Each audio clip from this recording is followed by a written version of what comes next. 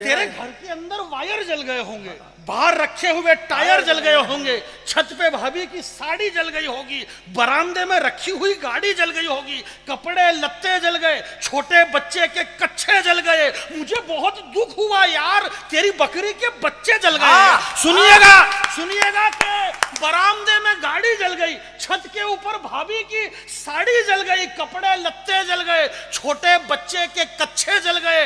मुझे बहुत दुख हुआ यार, तेरी बकरी के 2 बच्चे जल गए। मुझे मत पूछ कि मेरा क्या जला, मेरी तो रकम बहुत तगड़ी जल गई। कुछ गिरे हुए लोगों के आगे मेरे बाबूजी की पगड़ी जल गई। दोनों हाथ खड़े करके ताली बजाइए। जय हो, जिंदाबाद जिंदाबाद भाई साहब, वाह वाह वाह। मुझसे मत पूछ मेरा क्या नुकसान हुआ, वाह। मेरी तो रकम तगड़ी जल गई। कुछ गिरे हुए लोगों के सामने मेरे बाबूजी की पगड़ी जल गई। जो लोग जा रहे हैं पीछे से, भैया कहां जा रहे हो? जलाने नहीं, ये जलाने नहीं, जलाने से इनकी क्या हिम्मत की ये जलाएंगे।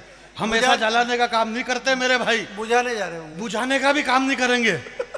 परंतु हम ये कहना चाहते हैं कि ये न तो जलाना हम जानते हैं न बुझाना। परंतु मैं ये कह रहा हूं मेरे से कि जो हमारे अशोक भाई कह रहे थे, अशोक भाई जो आदमी 5 वक्त की नमाज करता है, जावेद साहब, भगवान भास्कर जब दस्तक देता है उस वक्त हमारा हिंदुस्तान का मुसलमान फजर, जोहर, असर, मगरिब, ईशा 5 वक्त की नमाज करने वाला मुसलमान इस हिंदुस्तान का गलत अगर नहीं हो सकता, अगर मुसलमान गलत नहीं है तो सुबह में 5 बजे उठ करके प्रभाती गाने वाला हिंदू गलत कैसे हो सकता है? जो पीपल के झाड़ में भगवान को माने, जो नदी में गंगा को माने, जो वृक्ष में भगवान माने, जो पत्थर में भगवान माने, जो गाय के अंदर भगवान माने, वो हिंदू भी गलत कैसे हो सकता है?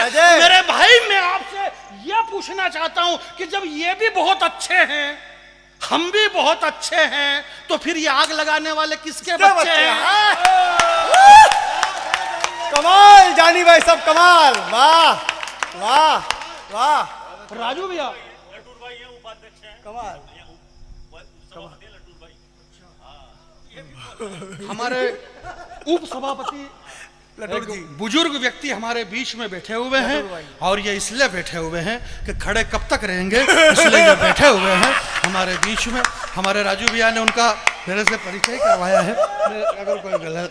जिंदाबाद, वाह। सरदे मैं आपको प्रणाम करता हूँ। क्या नाम बताया वैसे? लटूर भाई। लटूर भाई, मैं आपको प्रणाम करता हूँ सर, सलाम करता हूँ। लटूर भाई जो आज हमारे बीच में बैठे हुए हैं, 80 वर्ष की उम्र में अगर ये हिंदी की कविता सुन रहे हैं तो मेरे भाई मैं उन लोगों से कहना चाहता हूँ कि जहाँ तक आप बहुत पढ़े लिखे विद्वान लोग बैठे हुए हैं, हमारे अशोक भाई ने कहा कि बुद्धिजीवी लोगों का ये देश है। बुद्धिजीवी का मतलब आप समझते हैं? बुद्धिजीवी यानी जिसकी बुद्धि में छोटे छोटे जीव पड़ जाते हैं, बुद्धि में छोटे छोटे जीव पड़ जाते हैं, वो बुद्धिजीवी कहलाते हैं। मैं आपके बीच, भैया बैठ जाइए। नहीं कोई नहीं ले, अपन क्यों ऐसी बातें करें कि इन्होंने ये कर लिया ना वो कर लिया। बैठिए। देखो क्या है, जीवन में सुखी रहने का सिर्फ एक ही मंत्र है और दुखी होने का एक ही मंत्र है कि आप समझदार बन जाओ। इस दुनिया में सबसे दुखी आदमी वो है जो समझदार है।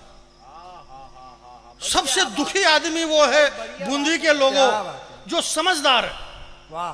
3 कचौरी लाए, 1 कचौरी अशोक चारण ने खा ली, 1 कचौरी अर्जुन अल्हड़ ने खा ली, अब 1 कचौरी मेरे हिस्से की थी, वो इन्होंने आधी करके दोनों ने खा ली। मेरे हिस्से की भी ये खा गए। मैंने रोना गाना शुरू किया तो विनीत चौहान साहब ने कहा, बोले देख जानी तू समझदार आदमी है, कोई बात नहीं, ये खा गया तो अब मैं मतलब एक तो हिस्से की कचौरी भी खा गए और मैं समझदार। बस अपने को यही समझाया जा रहा है कि तुम तो समझदार हो।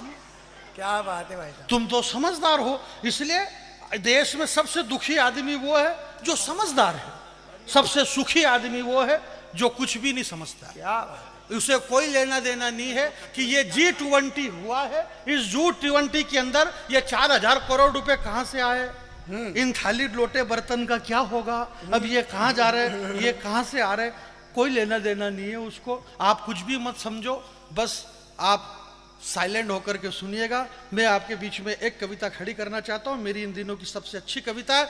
एक बार मैं आपका समर्थन चाहता हूँ, एक कविता मैं आपके बीच में पढ़ देता हूँ। जरा एक बार पीछे तक के लोग ताली बजा दीजिए। बहुत बहुत बढ़िया। मेरे बाद में श्रद्धेय जावेद साहब पढ़ेंगे और जावेद साहब के बाद में विनीत भैया पढ़ेंगे। देश के दोनों बड़े कवि हैं, दोनों कवियों को सुनना है। मैं भी बड़ा कवि हूँ, सुनिएगा। तो बस आना पड़ेगा, अपनी मार्केटिंग तो अपने को ही करना पड़ेगा ना, दूसरा कौन करेगा। सही बात। बात यह है, मेरे भाई के भैया हमारे बीच में आ गए। भैया मुझे बहुत प्यार करते हैं, जैसे इन्होंने बताया कि अशोक चारण को भी बहुत प्यार करते हैं, ऐसा मेरे को भी बहुत प्यार करते हैं और अशोक भी मुझे बहुत प्यार करते हैं। कई बार तो प्यार करते हुए पकड़ा गए हम। अब इससे ज्यादा क्या कहें यार, और क्या बता। अरे यार कितनी नकली बातें कर रहे हैं यार, कि प्यार करते हैं प्यार, ये कोई बातें होती है यार, क्या मतलब यार, वही फोगल्ट की बातें कर रहे हो यार। ये ऐसे आप जानते हो बूंदी के लोग, मैं तो झूठ बोलता ही नहीं हूँ यार। ये मेरी बहन लगती है, मेरा भाई लगता है, ये वो कोई भाई बहन कोई कुछ भी नहीं है। मेरे कोई भाई बहन नहीं लगते हैं। ये कहाँ रहती है, ये कहाँ रहते हैं, मेरे पिताजी कहाँ रहते थे, मैं कहाँ रहता, क्या मतलब है। कोई किसी का भी भाई बहन कोई किसी के भी नहीं है। मैं मेरे घर से यहाँ आया हूँ और यहाँ से वापस मेरे घर चला जाऊँगा। अपन 10-10, 20-20 दिन इधर उधर रोते फरो, दिल्ली, बम्बई, कलकत्ता, मद्रास, क्या मतलब है। अपन इधर उधर रोते फरो और अपने घर के सामने फिर दूसरे रोते फिरे, क्या मतलब है। इसलिए अपने को घर पे रहना जरूरी है। मैं घर की एक कविता सुना रहा था, आप विनीत भैया चले गए थे। घर की कविता यह है कि घर के अंदर के वायर जल गए, बाहर रखे हुए टायर जल गए, वाह, बरामदे में रखी एक गाड़ी जल गई होगी, छत पे सूखती हुई भाभी की साड़ी जल गई होगी, वाह, क्या क्या न जला होगा। कपड़े लत्ते जल गए, छोटे बच्चे के कच्छे जल गए। मुझे बहुत दुख हुआ यार, तेरी बकरी के बच्चे जल गए, पर मुझसे मत पूछना, मेरा नुकसान तो बहुत बड़ा हुआ है। मेरा नुकसान तो, मेरी रकम बहुत तगड़ी जल गई। कुछ गिरे हुए लोगों के सामने मेरे बाबूजी की पगड़ी जल गई। मैंने 2 लाइन ये कही कि जब ये भी बहुत अच्छे हैं, हम भी बहुत अच्छे हैं, तो ये तो तलाश करो, ये आग लगाने वाले किसके बच्चे हैं, ये भी चुप हैं। भाई साहब, हमारे उप सभापति जी यहाँ पर बैठे हुए हैं, वर्तमान सभापति जी बैठे हुए हैं। मैं सबसे एक बात कहना चाहता हूँ। अभी मैंने आपसे क्या कहा कि ये हमारी कौमी एकता है, हमारी राजनीति की ये एकता है। हमारे मध्य प्रदेश में 22 विधायक कांग्रेस के कूद के बीजेपी में आ गए, एक साथ कूदे इधर आ गए 22। बोले क्यों आ गए, बोले अब हम देशभक्ति करेंगे। भारतीय जनता पार्टी में देशभक्ति दिख रही उनको। फिर एक नारा दिया हमने, बोले हिंदी के 8 लाख डिक्शनरी में 8 लाख शब्द में एक नया शब्द आया अभी, देवतुल्य मतदाता। अब बड़ी भारी सभा हो रही साहब, और देवतुल्य मतदाता, देवता उन टेम्पो और ट्रैक्टर भरा के जा रहे। एक ट्रैक्टर पलटी खा गया तो 2 देवता के हाथ टूट के अंदर दबके। देवता को क्या मिला, बोले 4 पूड़ी और 2 तली हुई मिर्ची। 4 पूड़ी 2 मिर्ची के लिए देवता वहां पर जा रहे हैं। पंक्ति आप सुनिएगा मेरे भाई के, ये भी चुप हैं, वो भी चुप है, चारों तरफ अंधेरा घुप है।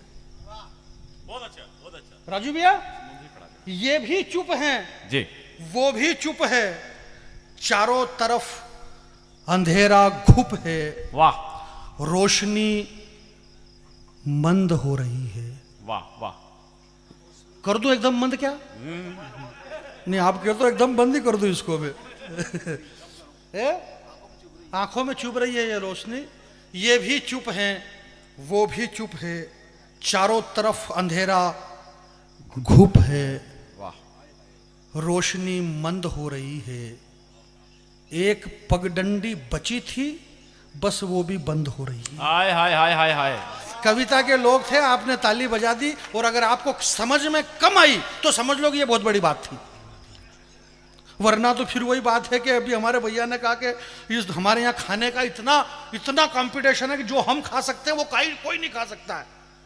आज से हमारे 17 लाख साल पहले वाल्मीकि जी ने बताया, सुंदरकांड के सर्ग में राम वाल्मीकि जी ने लिखा कि जब हनुमान जी लंका में गए, हमारी बहन जो बता रही थी कि सीता जी को रावण ने कहा, मंदोदरी ने, कि आप सीता का रूप धारण क्यों नहीं कर लेते हो। रावण ने कहा कि मैं अगर राम का रूप धारण करता हूं, अपने अंदर अगर रामत्व को प्रवेश करता हूं, तो सृष्टि की सारी नारियां मुझे मां दिखती है, बहनें दिखती है। ये हमारा सनातन धर्म है, और ये वो सनातन धर्म है मेरे भाई जो एक नदी के अंदर भगवान देखता है। ये वो सनातन धर्म है कि जब हनुमान जी महाराज पहली बार लंका में गए, बूंदी के लोगों, जब हनुमान जी पहली बार लंका में गए, भूख लगी, फल खाए, कछु मारे सु कछु मरदे सु कछु मिलाए सु धरी धूर।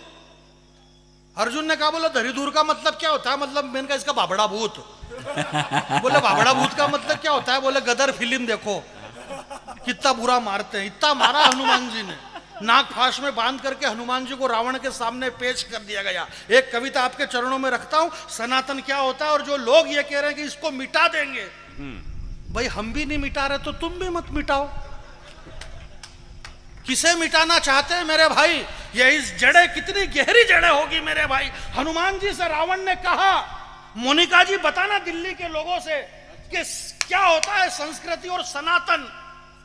एक भूखा बंदर, हनुमान जी महाराज ने वृक्ष तोड़े, अशोक वाटिका तहस नहस कर दी, फल खाए, मेघनाद बांध करके हनुमान जी को रावण के सामने ले गया। रावण ने कहा, बोले हनुमान, मैंने सुना था कि तू ज्ञानियों में अग्रज है, ज्ञानी नाम अगण्यम।